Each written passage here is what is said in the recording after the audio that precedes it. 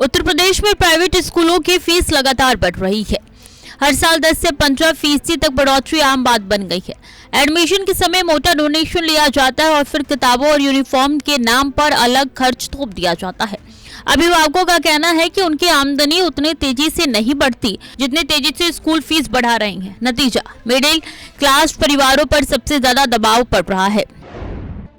हर साल फीस में 10 से 15% बढ़ोतरी, एडमिशन पर डोनेशन देना मजबूरी बनता जा रहा, किताबें यूनिफॉर्म स्कूल से ही खरीदने का दबाव, मिडिल क्लास परिवारों पर बढ़ता आर्थिक बोझ।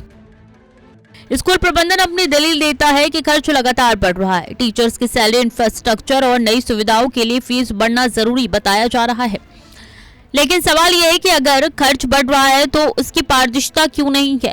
अभिभावक पूछ रहे हैं कि आखिर हर साल एक जैसा भारी इजाफा क्यों किया जाता है। टीचर सैलरी और खर्च लगातार बढ़ने का दावा, बेहतर इंफ्रास्ट्रक्चर के लिए फीस बढ़ाना जरूरी बताया, क्वालिटी एजुकेशन के लिए ज्यादा पैसे की जरूरत, पारदर्शिता पर उठ रही है लगातार गंभीर सवाल। सरकार ने फीस रेगुलेशन के लिए नियम बनाए हैं, लेकिन जमीनी स्तर पर उनका असर कम दिखता है। शिकायतें हर साल सामने आती है, फिर भी फीस बढ़ोतरी जारी रहती है।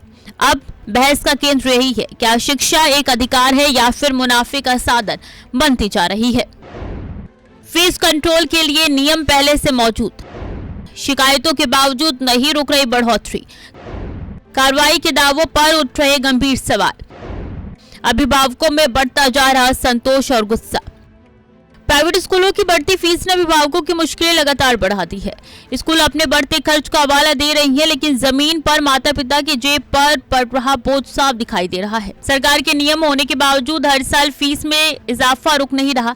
ऐसे में सीधा सवाल यही है कि क्या अब बच्चों की पढ़ाई उनकी काबिलियत से नहीं बल्कि उनके घर की आर्थिक स्थिति से तय होगी। क्योंकि अगर यही हाल रहा तो मिडिल क्लास के लिए अच्छी शिक्षा दूर होती जाएगी और यही इस पूरे मुद्दे की सबसे बड़ी चिंता है। अब देखना यह है कि इस पर ठोस कदम कब उठता है या फिर ये बोझ ऐसे ही बढ़ता रहेगा।